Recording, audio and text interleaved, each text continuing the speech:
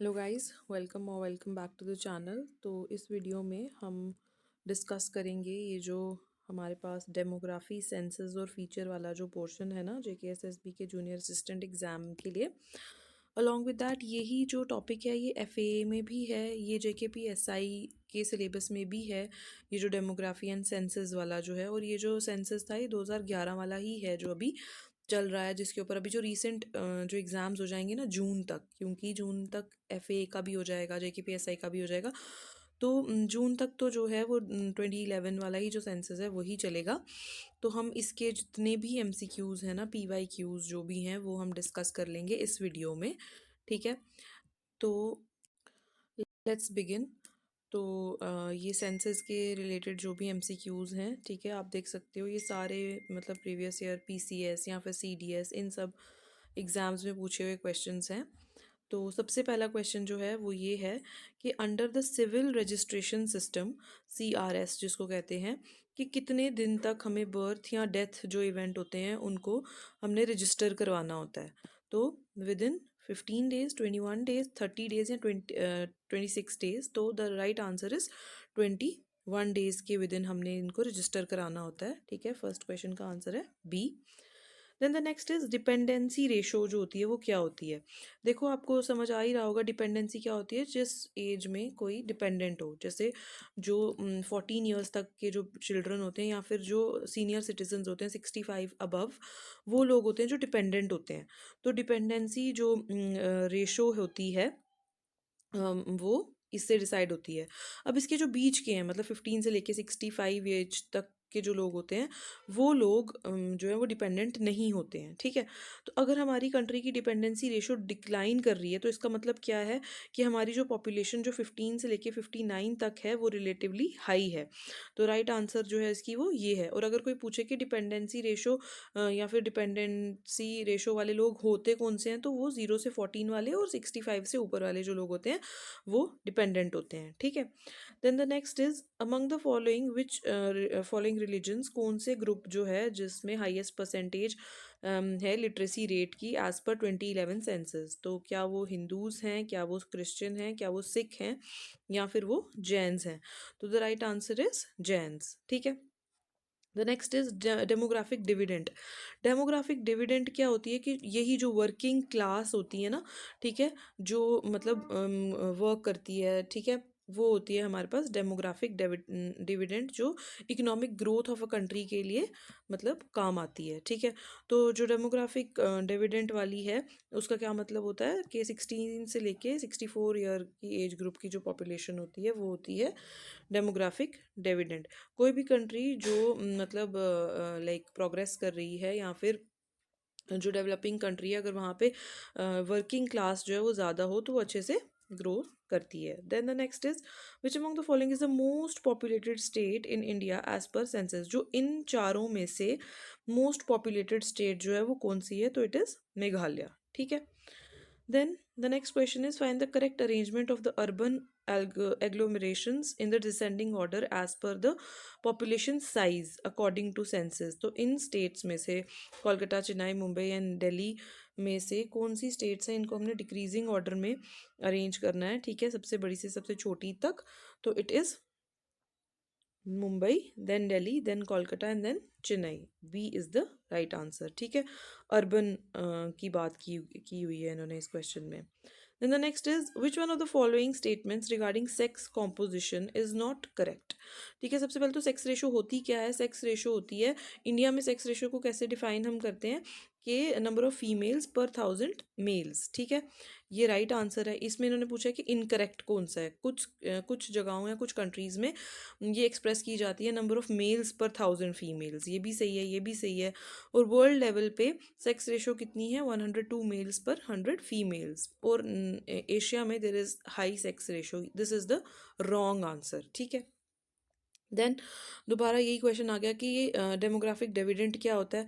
Demographic dividend क्या होता है कि a rise in the rate of economic growth due to high share of working age people in the population. A is the right answer to this question.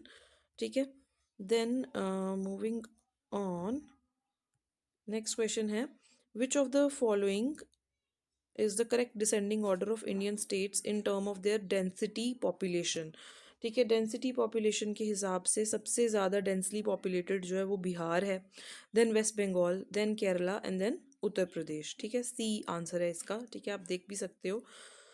Then the next is in India approximately what percentage of household still use firewood. तो approximately 50% of the people जो हैं वो अभी भी मतलब आग जला के ही अपना खाना बनाते हैं।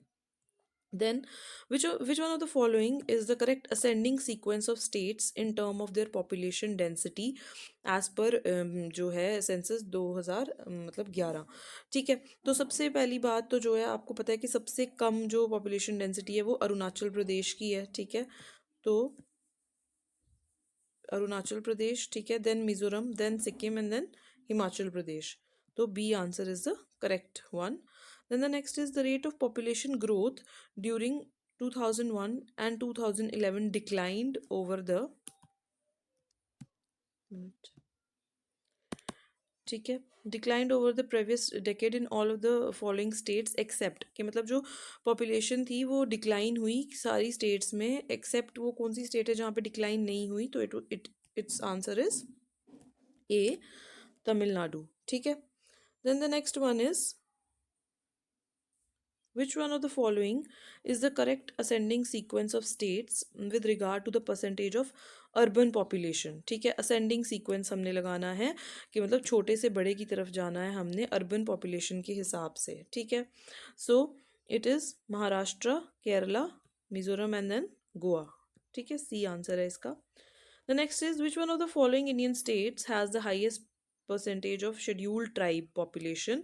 तो शेड्यूल्ड ट्राइब्स जो पॉपुलेशन है वो सबसे ज़्यादा कहाँ है, मिजोरम में है। ठीक है, द नेक्स्ट इज कि जो नेगेटिव ग्रोथ जो थी पॉपुलेशन में वो कहाँ पे देखी गई थी, तो इट इज़ डी, नागालैंड में।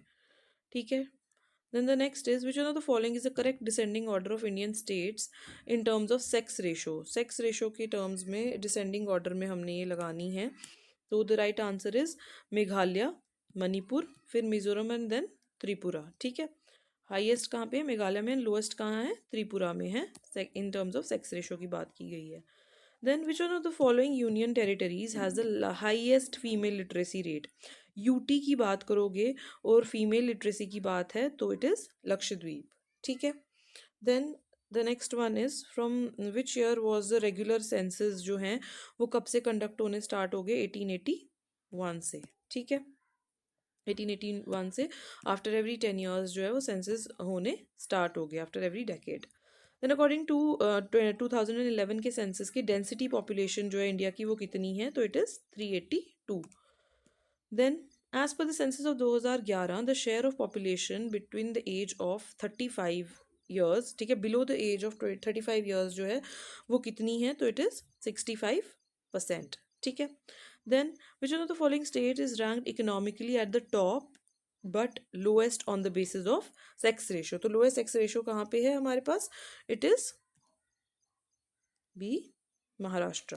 ठीक है, इकोनॉमिकली ये सबसे ऊपर है बट सेक्स रेशो में ये नीचे, तो it is B, Maharashtra. Okay, then the next one is as per the census which one of the following states has recorded decrease in population. तो ये अभी हमने देखा, इट इज़ ए, नागालैंड की बात हो रही है ये। ठीक है, then which one of the following states has the lowest percentage of scheduled tribes. ठीक है, शेड्यूल्ड ट्राइब सबसे कम कहाँ पे है, यूपी में। तो सबसे ज़्यादा वाला भी हमने क्वेश्चन देखा वो कहाँ था, मिजोरम में। ठीक है, उसके बाद आ जाता है हमारे पास अब जो पैटर्न है जेकेएसएसबी का वो इन दोनों को कंबाइन करके पूछ देगा या फिर मतलब इनकी स्टेटमेंट्स चेंज करके पूछ देगा। अगर आपको फैक्ट्स की नॉलेज है ना तो कोई भी क्वेश्चन अगर आ जाए आप उसको आराम से अटेम्प्ट कर सकते हो। ठीक है, अब इन दोनों स्टेटमेंट्स को अगर वो साथ में मिला के पूछ देगा, फिर पूछ देगा both are correct, both are incorrect, एक ही करेक्ट है, दोनों करेक्ट हैं। ठीक है, तो इस तरह के क्वेश्चन अब वो आजकल पूछ रहे हैं। Then as per the census 2011 which one of the following is a correct descending order of states in India respect to ये सेक्स रेशो। सेक्स रेशो के रिस्पेक्ट में आप बताइए, तो इसका क्या आंसर है, Uttarakhand, then waste Bengal, then Madhya Pradesh and then JNK। ठीक है, उसके बाद आ जाता है which one of the following statements is correct for the purpose of 2011 census. ठीक है, अब ये बोल रहा है a person age 7 and above who can both read and write and understand any language is known as literate. ठीक है, अभी लिटरेसी वाली की बात हो रही है। 8 ईयर्स होती है, 9 होती है, 10 होती है, 7 होती है। तो the right answer to this question is A, 7 years का जो भी मतलब पर्सन है जो लिख और बोल सकता है या अंडरस्टैंड कर सकता है कोई भी लैंग्वेज, उसको हम लिटरेट कहेंगे। ठीक है, then the next question is the phenomena of demographic dividend. जो होता है वो क्या करता है? डेमोग्राफिक डिविडेंड बताता है हमें increase in the working age population की बात करता है। Then dash refers to the number of birth given during a period in a population that are added in the initial density. तो क्या होता है? ये होता है नेटैलिटी। ठीक है, किसी का पैदा होना, मतलब बच्चों का, ठीक है, जन्म से रिगार्डिंग जो भी होगा वो नेटैलिटी होगी। मोर्टैलिटी डेथ से रिगार्डिंग होगी। इमिग्रेशन होगी, कोई बाहर से अगर हमारी कंट्री में आता है, और एमिग्रेशन होगी, कोई यहाँ से बाहर जाता है, ठीक है, टू अनदर कंट्री। ठीक है, then according to census 2011, the density population in which of the states is the min. The right answer to this question is D, Mizoram. That's all for today. अब इसके आगे हम continue करेंगे next video में।